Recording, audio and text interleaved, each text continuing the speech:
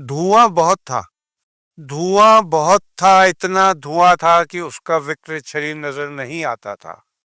धुआं बहुत था, इतना धुआं था कि उसका विकृत शरीर नजर नहीं आता था।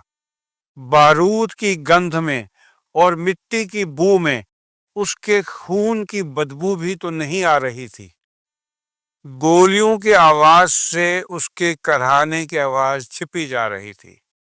धुआं बहुत था, इसलिए शायद एक टैंक, शायद उसका अपना ही उसको रौंद गया और वो सिपाही मर गया। तो आज की जो गजल या जो मेरी कविता है उसका उन्वान है फौजी, एक सिपाही और एक सिपाही की कहानी। ये सिपाही किसी भी देश का हो सकता है और जो अपने वतन के लिए जान देता है, उसके ऊपर मैंने ये कविता लिखी थी। बहुत पहले लिखी थी, लेकिन जब लिखी थी तब और आज के संदर्भ में, जब मिडिल ईस्ट में भी झगड़ा चल रहा है, पूरी दुनिया भर में लड़ाई चल रही है, तो ये आज भी पूरा सेट बैठती है। तो मैं अब शुरू करता हूं। धुआं बहुत था। धुआं बहुत था, इतना धुआं था कि उसका विकृत शरीर नजर नहीं आता था। धुआं बहुत था, इतना धुआं था कि उसका विकृत शरीर नजर नहीं आता था। बारूद की गंध में और मिट्टी की बू में उसके खून की बदबू भी तो नहीं आ रही थी।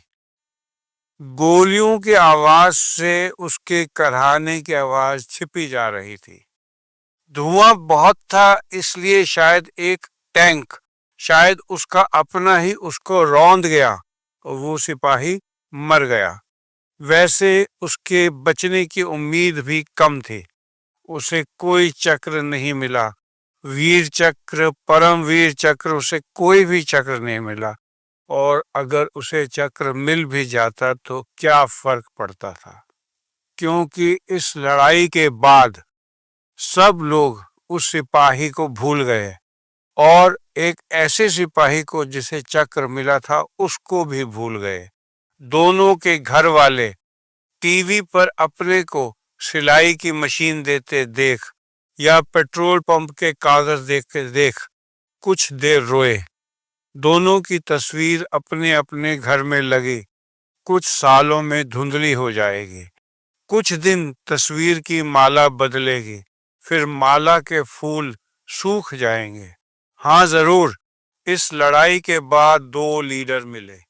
हाँ जरूर, इस लड़ाई के बाद दो लीडर मिले, साथ बैठे एक मेज पर टीवी कैमरा के सामने।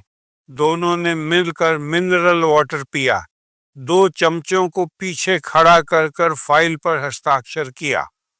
हाथ मिलाए, नजर मिलाई, पीछे खड़े सब चमचों ने ताली बजाई।